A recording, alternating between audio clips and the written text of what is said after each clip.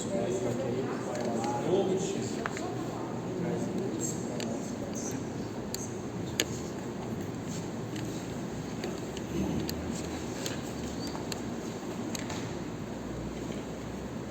nós vamos estudar o livro Êxodo. Então já peço para os irmãos abrirem a Bíblia, deixar ela aí posicionada no livro do Êxodo. Vai dizer,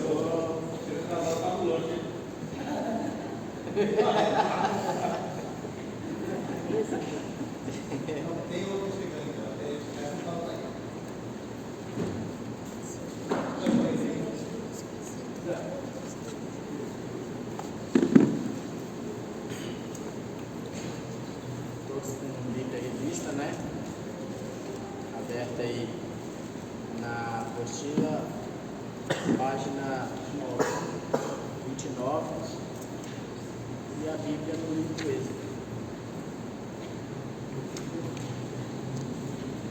Esperar os irmãos se organizarem aí. Quem trouxe papel e caneta para anotar ou para anotar no celular, se organiza aí para a gente começar. Irmãos, eu preparei muita coisa legal para falar aqui nessa noite. O Senhor, quando eu meditava no livro do Êxodo, o Senhor me deu algumas, o que eu chamo de palavra revelada, sem a necessidade de eu consultar um comentário ou estudar em um livro extra-bíblico. Deus falava fortemente comigo. E eu não fiz anotações, porque eu preparei a lição de hoje meio que na correria, sabe? Minha semana foi muito corrida, meu fim de semana também. Por isso eu gostaria que os irmãos prestassem bastante atenção para cada detalhe da aula de hoje. E antes de iniciar, queria falar também para os irmãos que nós vamos estudar toda essa lição levando em consideração 11 divisões ou 11 partes, que está aí na página 30. E eu sublinhei aqui na minha apostila um parágrafo de cada uma dessas partes. Então eu não vou ler tudo e nem vou falar tudo, apenas um parágrafo de cada uma dessas partes, tá ok? Porque também o nosso tempo é resumido.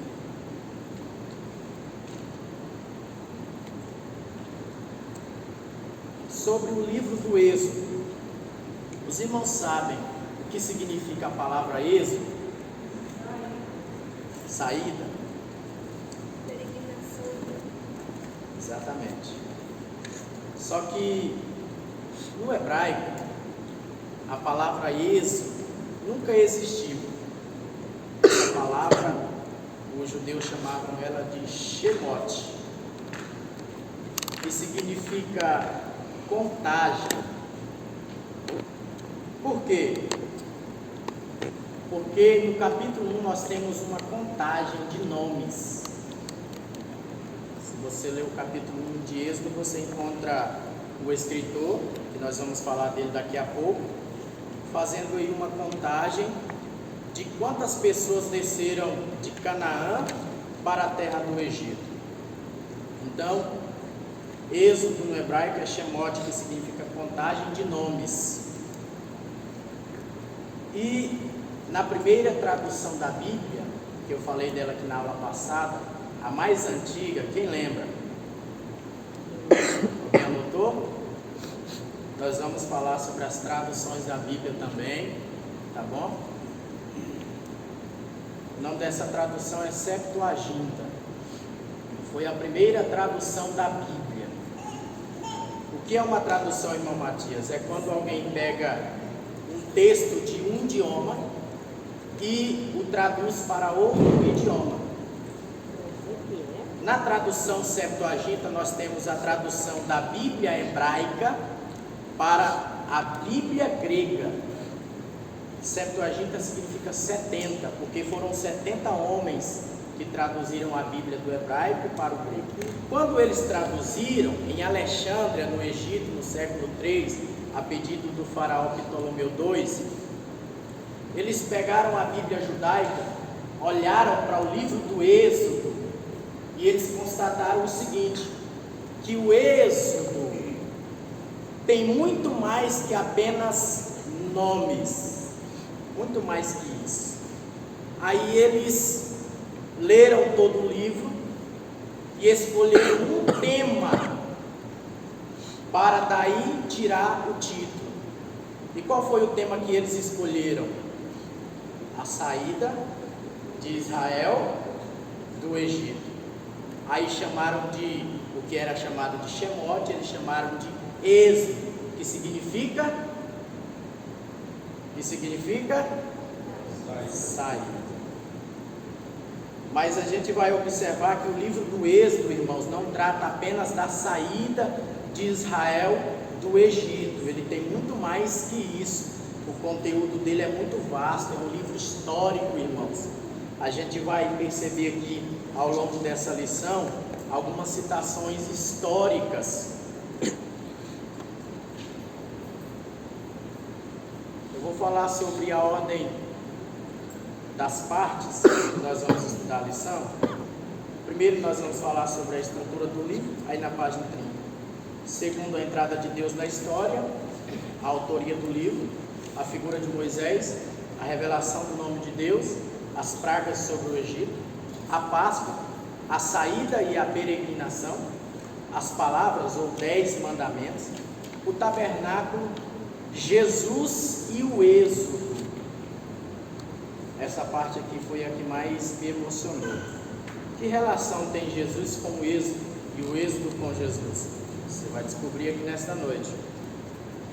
Sobre a estrutura do livro. Irmãos, o comentarista aqui, que é o pastor, tem um pouco da biografia dele aí no final da apostila, o pastor David Cabral, ele dividiu o livro do Êxodo em 4 partes. Só que essa divisão que é feita, irmãos, depende muito do ponto de vista e do propósito do estudante em questão. Por exemplo, eu tenho uma Bíblia de estudo lá em casa que divide o livro do Êxodo em 8 partes. Aí você vem para o curso de teologia e aprende aqui que o livro está dividido em 4 partes. Está errado? Um está certo, o outro não está? Não, depende do ponto de vista do estudante, do biblicista, certo? Por exemplo, também na lição passada que nós falamos sobre o livro do Gênesis, nós estudamos o livro de Gênesis levando em consideração 8 divisões. Está lá na página 15. E no curso de teologia básico que eu fiz, o livro do Gênesis se divide em 2 partes apenas. Eu posso pensar, se está errado? Não está. Depende muito do ponto de vista.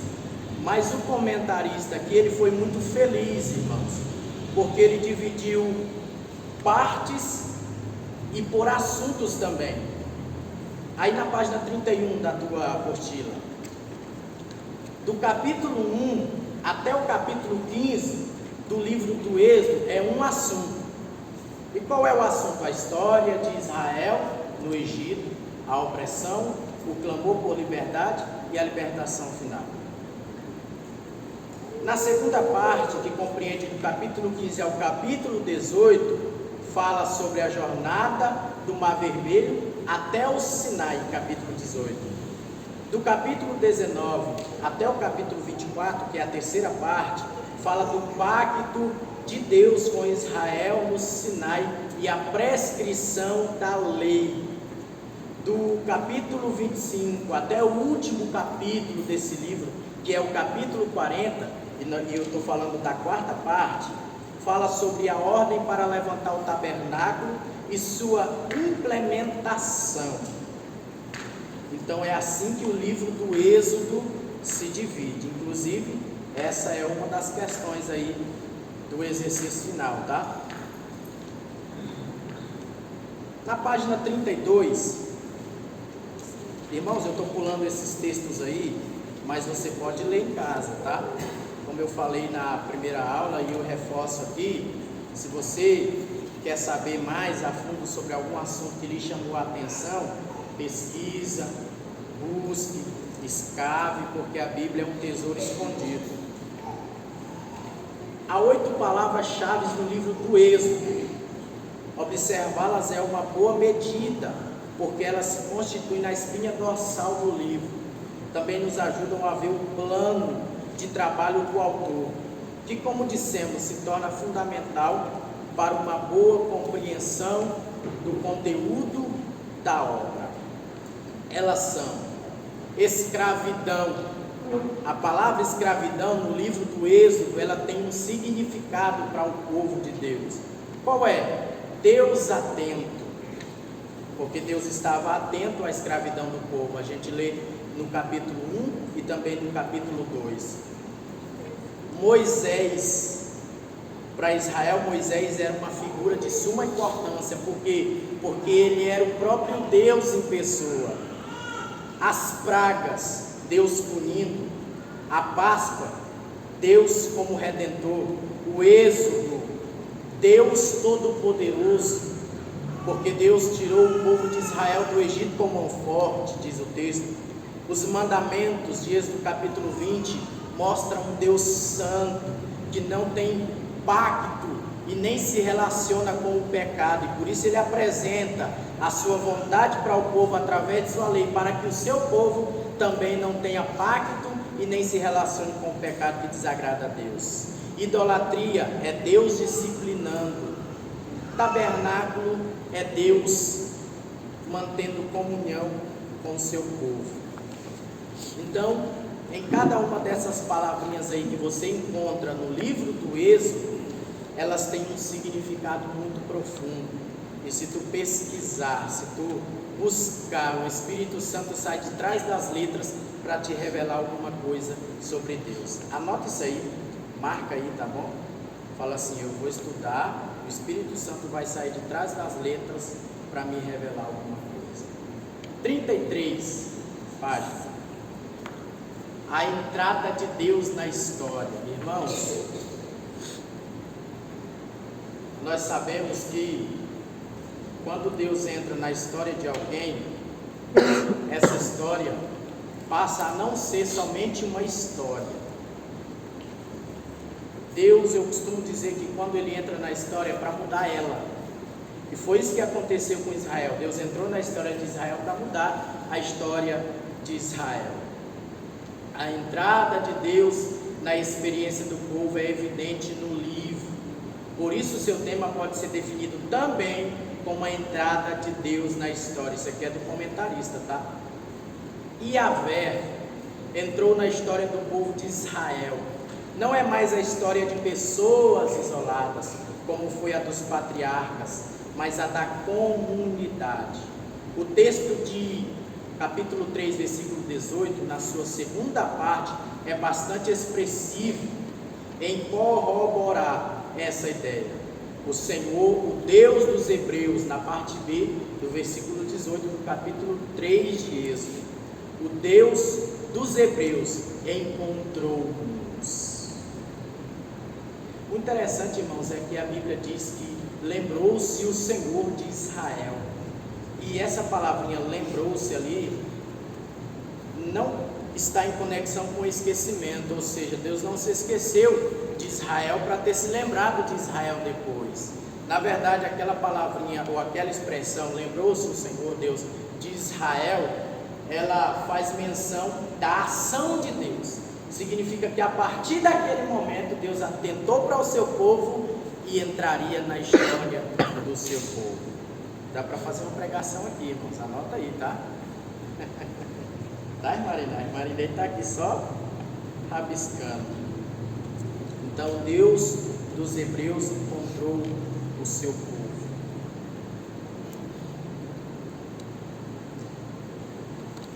Página 35.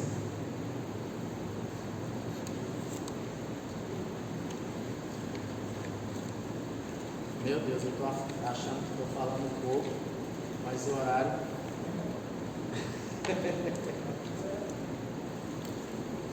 Sobre a autoria do livro do Êxodo. Irmãos, eu comentei na primeira lição que quem escreveu o Pentateuco na sua totalidade, na sua íntegra, foi Moisés.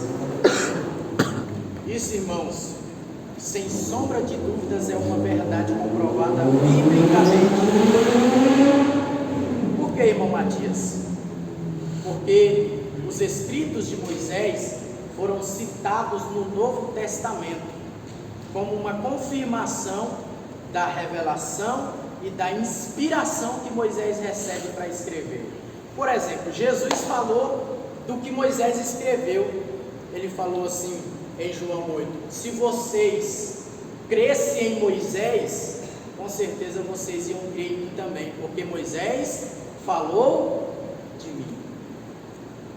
Lucas 24, a Bíblia diz que Jesus está caminhando com Cleópatas e outro discípulo, e aí diz o texto que ele começou de Moisés, discorreu em todos os profetas, explicando o que as Escrituras dizem dele mesmo.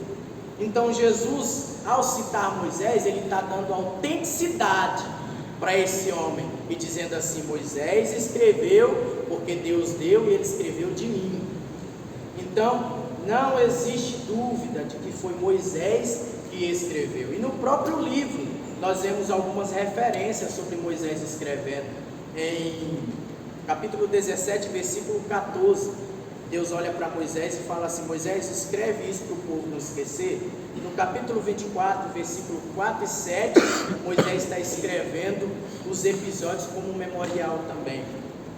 No capítulo 34 do livro do Êxodo, versículo 27 e 28, nós encontramos mais uma menção acerca de Moisés escrevendo o livro do Êxodo. Você sabe por quê que alguns estudiosos, eles duvidam da autoria do livro do Êxodo e usam dois argumentos? O primeiro o comentarista mencionou aqui, o segundo ele não mencionou. É que Moisés ele sempre escreve em terceira pessoa e não em primeira pessoa, ou seja, eu, nós estávamos, nós fomos. Ele sempre escreve em terceira pessoa dizendo: e o Senhor chamou Moisés, e eles foram, e eles saíram. Ele não escreve em primeira como se ele tivesse participado dos eventos do livro do Êxodo. Mas, irmãos, esse era um método comum na literatura bíblica, não escrever em primeira pessoa. E o segundo argumento também que eles utilizam é que no capítulo 34 de Deuteronômio, Moisés narra a sua morte. E eu concordo que não foi Moisés que escreveu o capítulo 4 de Deuteronômio. Por quê? É lógico, se ele morreu, como ele escreveria sobre a sua morte? Certo, Luiz? É muito lógico. Mas nos dias do Antigo Testamento, irmãos, quando um autor morria e deixava uma obra sem conclusão, alguém dava continuidade ou concluía a obra. E esse alguém teria que ser alguém íntimo ou próximo, ou que aprendeu, ou um discípulo. E quem foi, irmãos? O discípulo de Moisés que o sucedeu. Foi Josué. Então quem escreveu o capítulo 34 de Deuteronômio foi Josué. Anota aí, tá? Os irmãos têm dúvida sobre a autoria do livro do Êxodo? Não, né? Então quando alguém te perguntar quem escreveu o livro do Êxodo, o que tu vai responder? Moisés.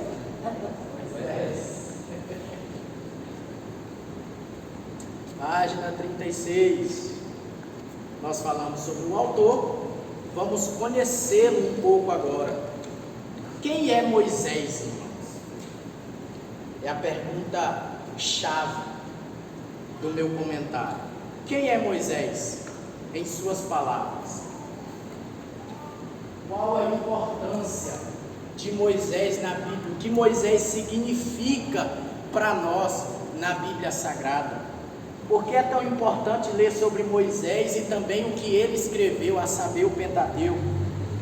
E detalhe, irmãos, Moisés também escreveu uns salmos, os Salmos 90, foi ele que escreveu, tá bom? Além dos 5 primeiros livros da Bíblia, ele escreveu os Salmos 90. Moisés, irmãos, ele é uma figura de suma importância, como eu já falei, para o povo judeu. E não somente para o povo judeu.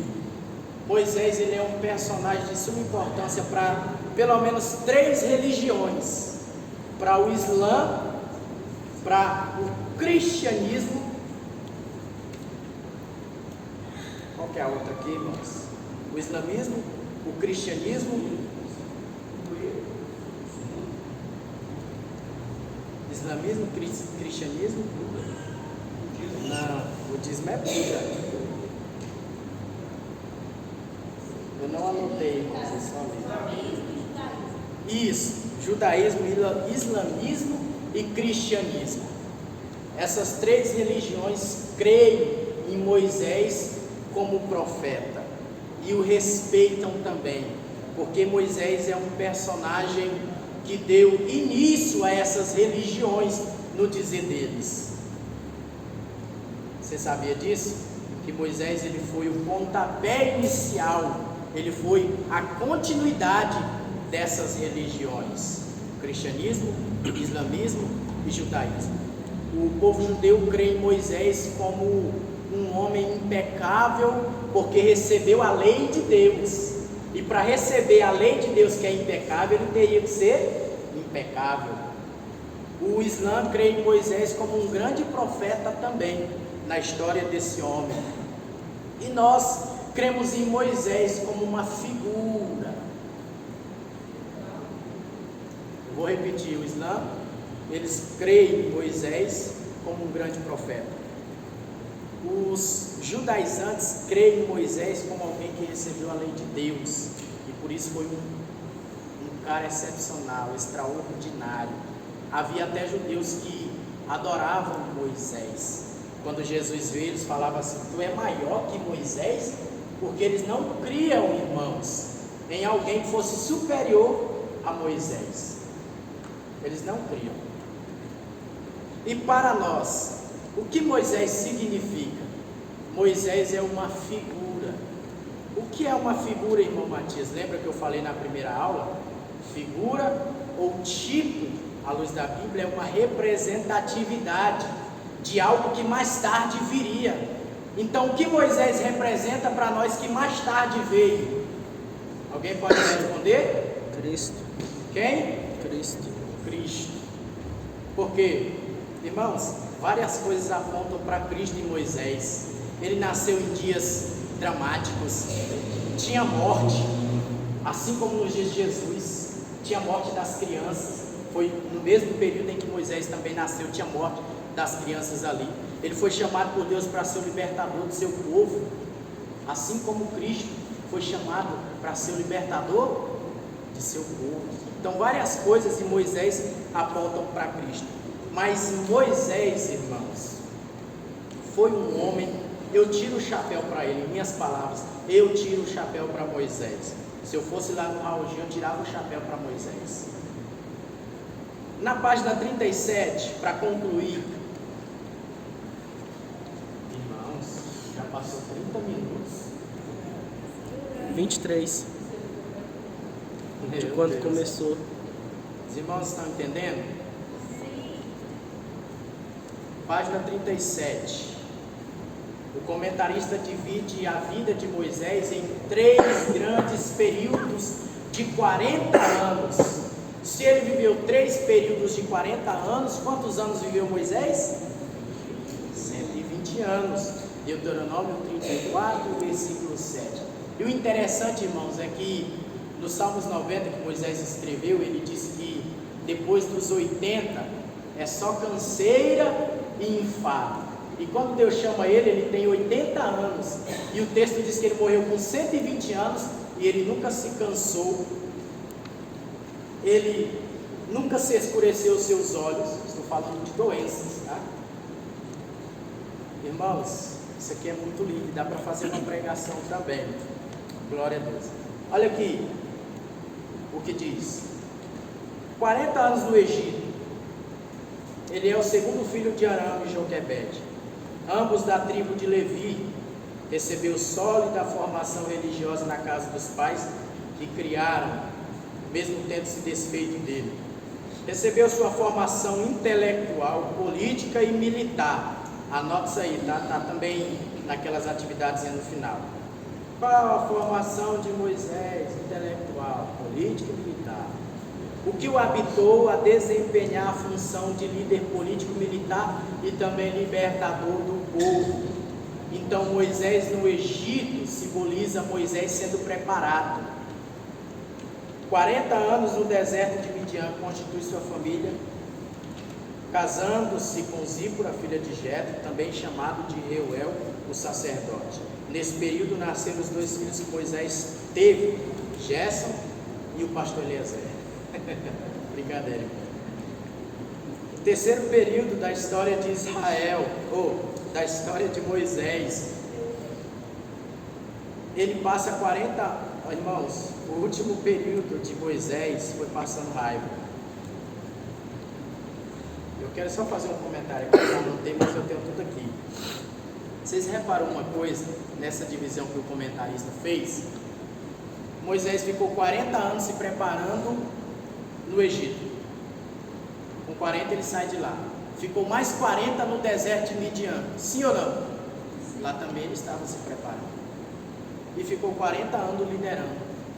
Então, resumindo, ele fica 80 anos se preparando para um ministério de 40 anos. E tem crente se preparando 40 anos para um ministério de 80 anos. O tempo do preparo, irmãos, deve ser maior que o tempo do exercício ministerial. Sabia disso, Diego? Quanto tempo Jesus ficou se preparando, irmãos? 30 anos para um ministério de 3 anos e meio. Sim ou não, irmãos? E tem crente se preparando 3 anos e meio para um ministério de 30 anos.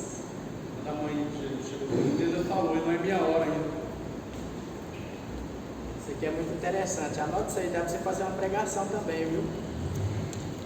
Glória a Deus, glória a Deus. Irmãos, o ministério de Moisés foi um ministério sólido, muito sólido, porque ele foi preparado intelectualmente falando e foi preparado espiritualmente falando.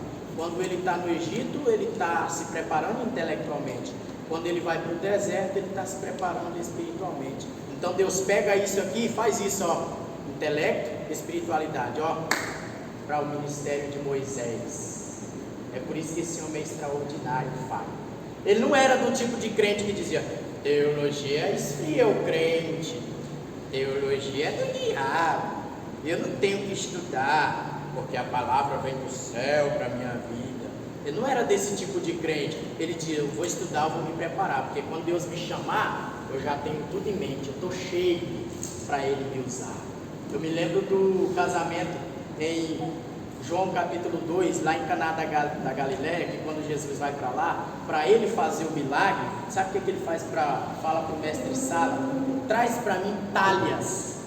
Aí o mestre Sala prepara as talhas e Jesus fala assim: só que agora é o seguinte, enche elas, porque eu não uso talhas vazias para fazer milagre.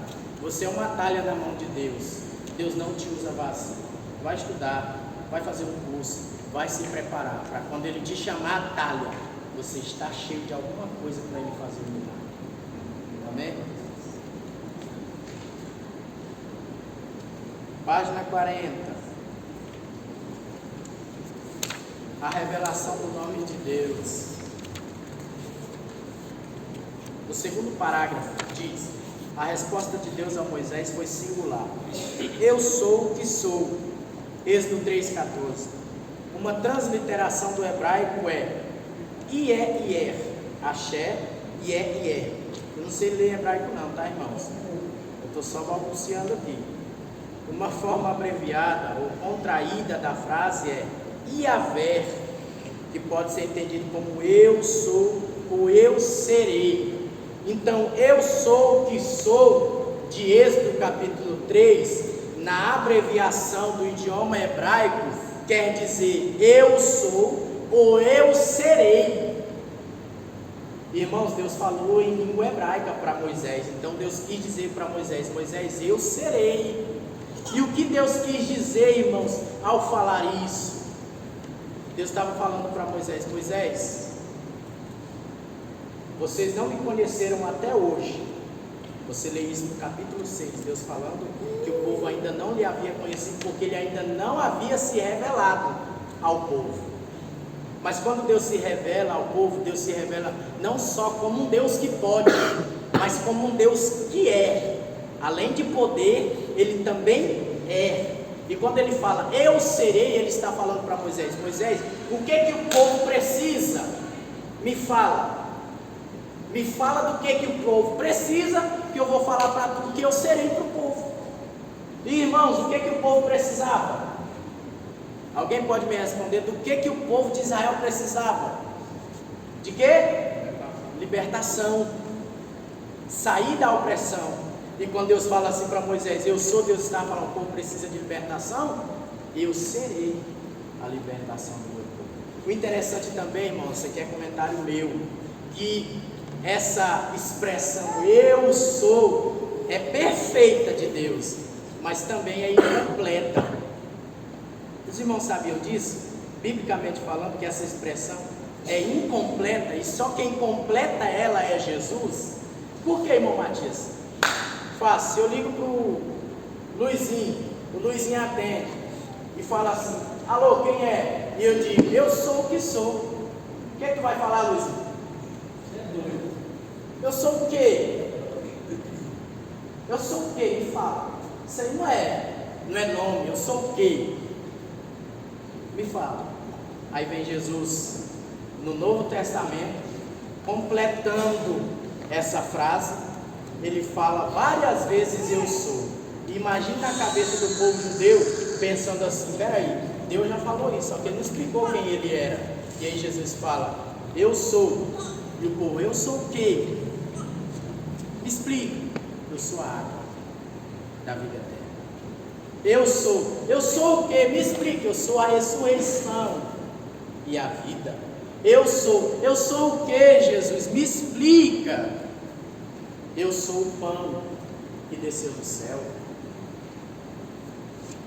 Irmãos, isso aqui é muito lindo. Foi eu que anotei. Dá para fazer uma pregação aí também. Vai anotando.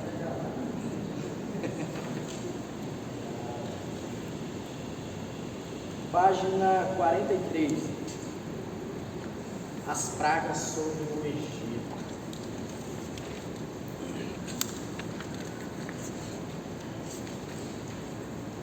Qual o intuito de Deus ao mandar as pragas para o Egito? Primeiro, confrontar o Egito. Segundo, confrontar o povo e Moisés. Por que confrontar o Egito? Porque ali no Egito havia vários deuses, os quais o Egito adorava, principalmente Faraó, que era considerado pelo Egito uma grande divindade. Não está aqui no comentário, tá?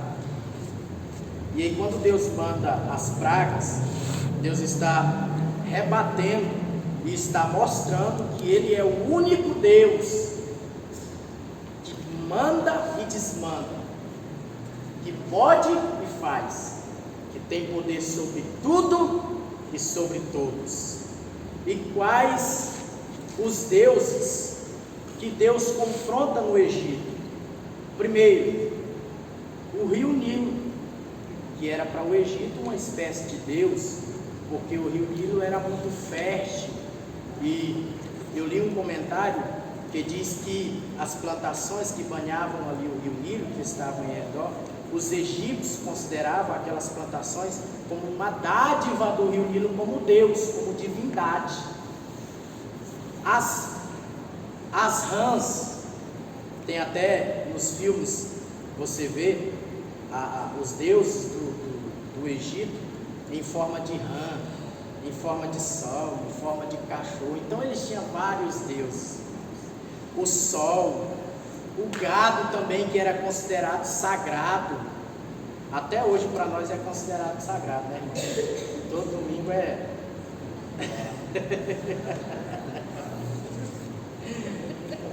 Não é, pastor Ismael?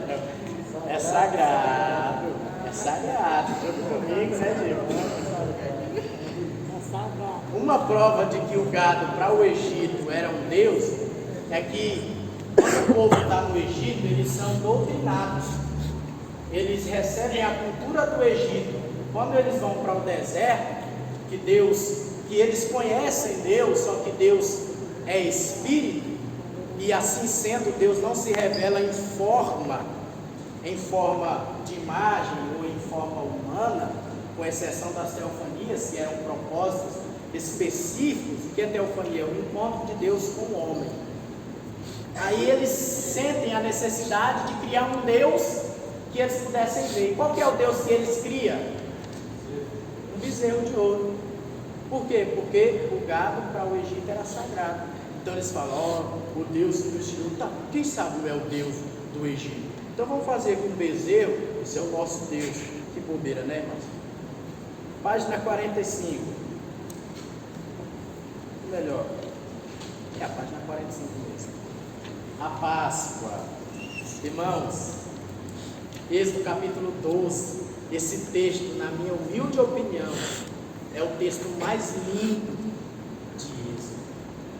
Por quê? Porque eu encontro só nesse capítulo vários tipos, várias figuras que apontam para o futuro da igreja, que aponta para a própria igreja, que aponta para o crente, aponta para Cristo. O relato da instituição da Páscoa se encontra em Êxodo 12. Foi instituída para comemorar um evento marcante, a saída do Egito, e deveria ser celebrada como memorial pelas gerações subsequentes. Páscoa, ó irmãos, ó a definição do termo. Por que em alguns comentários que a gente lê traz muito o hebraico e o grego? Porque a Bíblia, irmãos, foi escrita em um idioma. Essa Bíblia que nós temos hoje, ela passou por várias mudanças de etimologia. Algumas palavras que para Israel significavam uma coisa, para nós hoje significa outra. Então, etimologicamente falando, é de suma importância nós consultarmos o idioma original da Bíblia Sagrada. E qual o idioma original da Bíblia Sagrada? Alguém pode me falar? Ou quais os idiomas? Hebraico, aramaico e grego. O hebraico, Antigo Testamento. Aramaico, Antigo Testamento, só em algumas partes. E grego, Novo Testamento. Então é por isso que a gente tem que consultar o original. E essa palavrinha Páscoa, no hebraico, ela é peça, que vem de passar, que significa passar por, ou passar por cima. E no grego é Pásca, que significa, tem o mesmo significado, aliás. Na verdade, Pásca é passagem, e pesa é passar por cima. Mas as duas palavras em conexão, o significado é o mesmo, o sentido. Irmãos, por quê?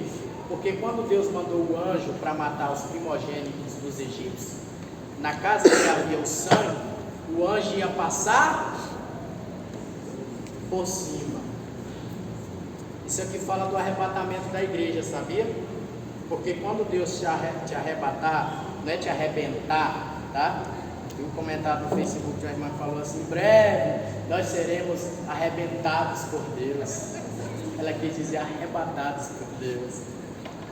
Quando Deus te chamar no arrebatamento, você vai passar por cima de tudo. A palavra arrebatamento significa tomar a força.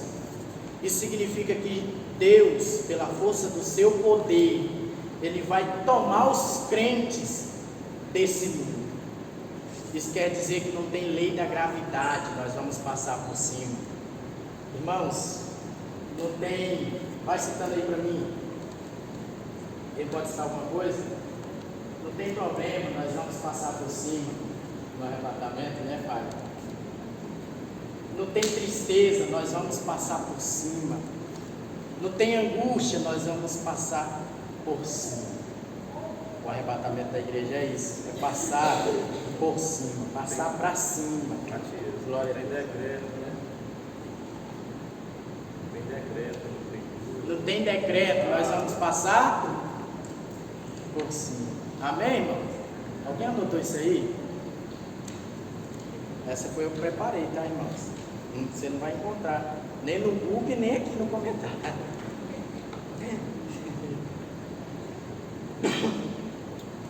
Outra coisa, nessa passagem que aponta para o arrebatamento da igreja, irmãos, é o fato de como eles comemoraram e como aconteceu a Páscoa. Os irmãos sabiam que quando Israel estava comendo a Páscoa, o Egito estava se entristecendo, Israel estava se alegrando, comendo a Páscoa, o Egito estava chorando. Por quê? Porque Deus matou os primogênitos deles. Irmãos, isso aqui é um tipo muito claro do arrebatamento da igreja e o que acontecerá depois do arrebatamento. Quando o Senhor nos chamar dessa terra, nós nos alegraremos nas bodas do Cordeiro, que é o primeiro lugar para o qual nós vamos, para as bodas do Cordeiro depois do arrebatamento. Enquanto nós estaremos comendo a Páscoa celestial, que é as bodas do Cordeiro, uma grande ceia, o Egito aqui que vai ficar estará se alegrando, ou estará se entristecendo. E tem um detalhe, irmãos, que eu anotei aqui na minha Bíblia, no capítulo 12, tem um detalhe, no versículo 31 do capítulo 12, olha o que diz: então chamou a Moisés e Arão de noite e disse: levantai-vos, sai do meio do meu povo, tanto vós como os filhos de Israel, e ide servir ao Senhor como tendes dito. Irmãos, quando Israel saiu, o Egito expulsou eles, sim ou não? O faraó chamou Moisés e falou: vai embora, vaza, pega o beco, eu não quero vocês mais aqui na minha terra. No arrebatamento da igreja vai ser diferente. Não é o mundo que vai nos expulsar, Deus vem nos buscar, e é o mundo que vai chorar e vai querer que a igreja volta. Isso aqui é muito lindo, né, Pai? O Egito quis que eles fossem embora, o mundo vai querer que a igreja volta, porque vai se cantar: aonde está aquele povo lento? Onde está que não se vê nenhum irmão? Aleluia. Glória a Deus. Glória a Deus. Arrepiei aqui, irmão. Eu também. Arrepiou aí? Arrepiou, John? Só não soltei um glória aqui porque a garganta tá muito ruim. Moça, dá glória. Não tem vergonha não. Página 49, irmãos, o curso de teologia é isso. O curso de teologia não é eu preparar uma aula cheia de performance, aquela coisa toda. Não, irmãos. É a palavra de Deus, e a palavra de Deus produz isso na gente: esperança, força, graça, ânimo. Página 49. A saída e a peregrinação. Vocês sabem quantos anos Israel ficou no deserto? Ou melhor, perdão, no Egito? Êxodo 12, 40. 430 anos.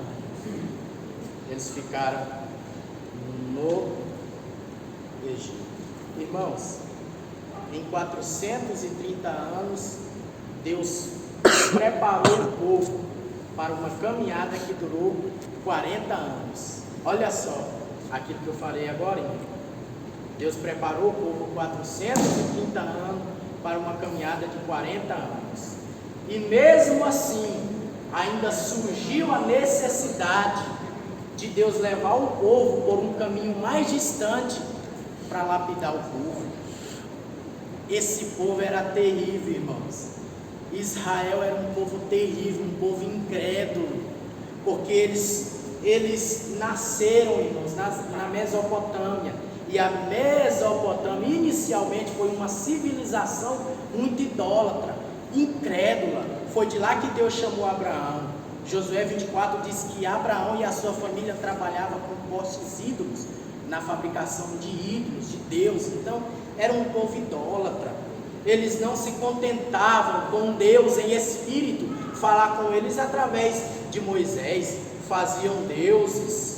Até na história de Israel, em outros livros, você vai ver a necessidade de Israel, que eles achavam que tinha de ter um Deus em pessoa. Era um povo desobediente que não queria ouvir a voz de Deus. E o que Deus faz? Leva eles por um caminho mais distante. Deuteronômio capítulo 8, se não me falha na memória, versículo 8, diz que Deus fez o povo caminhar 40 anos para não se esquecer do Senhor. Então, irmãos, o deserto da vida também serve para preparar o crente. Página 50, no segundo parágrafo diz: começa a peregrinação. De início, a murmuração em Mara, capítulo 15. É impressionante que tão cedo, 3 dias apenas de caminhada, o povo já havia se esquecido dos sinais, a saber, as pragas que Deus mandou. A providência é tomada por Deus, as águas se tornam potáveis. O breve ensinamento é claro. Irmãos, eles estavam no deserto de Mara, no capítulo 15. E no capítulo 16, eles vão para o deserto de Elim. Mara significa amargura, ou algo amargo. E Elim significa oásis, ou fonte, ou 12 fontes de águas com palmeiras. A lição aqui é simples, irmãos. Antes de experimentar o oásis, tem que experimentar a amargura. Tem gente que quer beber do oásis, mas nunca passou a amargura, né? Tem uma lição interessante também, essa que é minha, tá, irmãos? Esse comentário aí, você não acha no Google e nem aí na apostila. É interessante como essa passagem aponta para a cruz de Cristo. Dizem que os gregos inventaram a cruz, mas Deus já havia apresentado a cruz para o seu povo bem antes dos gregos começarem a usar a cruz. Por exemplo, no capítulo 15, quando eles chegam em Mara, o povo não pode beber da água, porque ela é amarga. E o que Deus faz? Moisés, está vendo esse madeiro? Pega esse madeiro e joga ele na água, porque aquilo que é amargo vai ficar doce. Já era Deus apresentando a cruz, ou a mensagem da cruz, que é a única mensagem que torna a tua vida amarga em doce. É a mensagem do madeiro, da cruz de Cristo. Isso aqui é muito lindo, irmãos. Página 52. Meu Deus.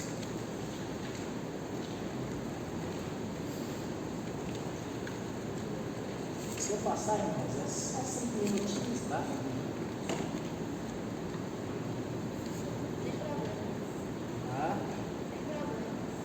As palavras ou os 10 mandamentos. O que são os 10 mandamentos, irmãos? Em minhas palavras, é a vontade de Deus para o seu povo. Deus falou de sua vontade para Abraão, sim ou não? Falou, irmãos? Falou, irmãos. Deus falou de sua vontade para Adão no jardim, sim ou não? Falou. Qual que era a vontade de Deus para Adão? Que ele obedecesse a palavra dele.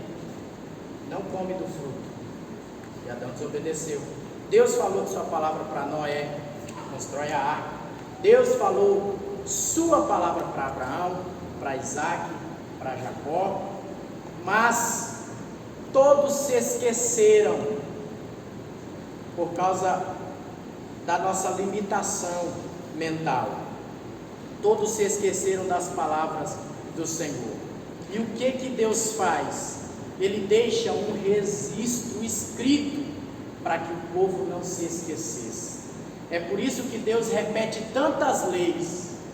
Não é que Deus era chato com o povo e queria que o povo fosse também um povo que vivesse sobre a opressão de Deus no que diz respeito às suas leis, à sua palavra. Não, Deus não queria isso. Deus queria que o povo memorizasse, guardasse em seu coração. Por isso que Deus dá um registro de sua lei escrita para Moisés.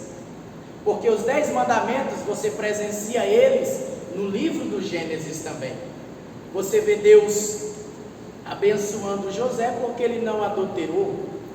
E um dos mandamentos, não adulterarás, era a vontade de Deus para José. E José cumpriu esse mandamento, sim ou não, irmãos? Ele cumpriu esse mandamento. Então você vê os 10, mas não de forma escrita, somente aqui em Êxodo capítulo 20. É por isso que Deus dá os 10 mandamentos, para ficar registrado, porque quando você anota, você a qualquer momento, se esquecer, pode ir lá e recorrer para se lembrar. É por isso que você vai ver em Números, em Levítico e em Números, Deus repetindo várias vezes. E o Deuteronômio é a repetição de Êxodo e Levítico e Números, o livro de Deuteronômio. Isso aqui é para gente que fica assim, nossa, o pastor repete tanto esse assunto, ele bate tanto nessa tecla. Paulo, quando ensinou aos Filipenses a mesma coisa que ele ensinou aos Efésios, ele disse: o que eu ensino a vocês é segurança para vós. Por que é segurança? Porque quanto mais eu bato na tecla, mais você absorve, mais você suga o conteúdo. Assim era Deus, quanto mais eu falo, mais o povo vai absorver e guardar também. Esse era o desejo do coração de Deus, que o povo guardasse e obedecesse. E aí ele dá uma lei escrita para o povo nunca mais se esquecer. E a gente nunca mais se esqueceu, porque a vontade de Deus também chegou para nós, não somente através dos 10 mandamentos, mas através de toda a Bíblia de forma escrita. Glória a Deus por isso. Página 54, o tabernáculo. Irmãos, o tabernáculo fala do crente, fala de Cristo, fala do céu, fala da igreja, fala dos cerimoniais da igreja. O que é o tabernáculo? É simples, em minhas palavras, tá? É a morada de Deus. Simples. O tabernáculo é a morada de Deus. Êxodo capítulo 25, versículo 8. Você encontra Deus falando a Moisés: e me farão um santuário, e eu habitarei no meio do meu povo. Existe uma diferença entre Deus habitar no meio do seu povo e Deus habitar com o seu povo. No Antigo Testamento, Deus habitava com, ou melhor, no meio do seu povo. No Novo Testamento, Deus habita com o seu povo, porque Deus não estava presente em Israel, ou melhor, Deus estava presente em Israel através de um tabernáculo. Hoje, Deus está presente entre nós, através de nós mesmos, dentro de nós. Isso vai muito além de Deus estar no meio do seu povo. Irmãos, o tabernáculo era uma tenda coberta de ambos os lados, no fundo também. Aqui você vai encontrar tudo sobre os detalhes de como Deus mandou fazer. Aí na página 55 tinha cerca de as cortinas 2,5 metros de altura. Você vai encontrar os detalhes, não dá tempo da gente ler aqui. À luz disso, parágrafo 2 aí, página 55, entendemos o sentido de João 1, versículo 14. Que diz que o Verbo se fez carne e habitou entre nós. Essa palavrinha no grego é tabernaculou. O verbo grego para traduzido por habitou é tabernaculou, literalmente em português. Em Jesus Cristo, Deus plantou o seu santuário entre os homens. Em Jesus, Deus veio morar conosco.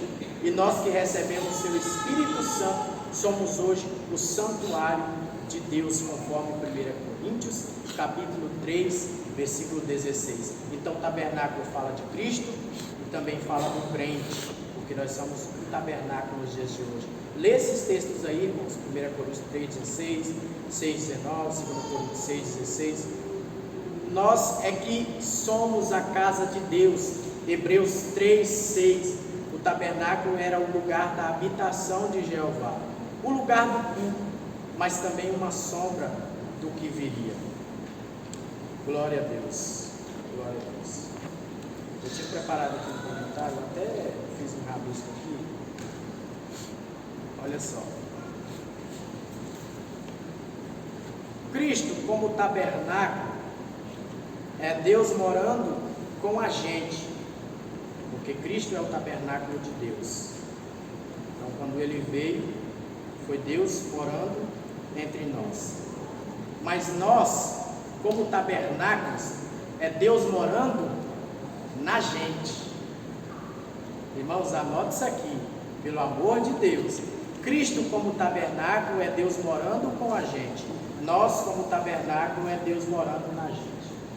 Pode ir lá, Mara. Irmãos, eu vou concluir aqui. Vai fazer, ele tem um curso ainda. Ele explicou. Página 57. Os irmãos estão lendo a revista.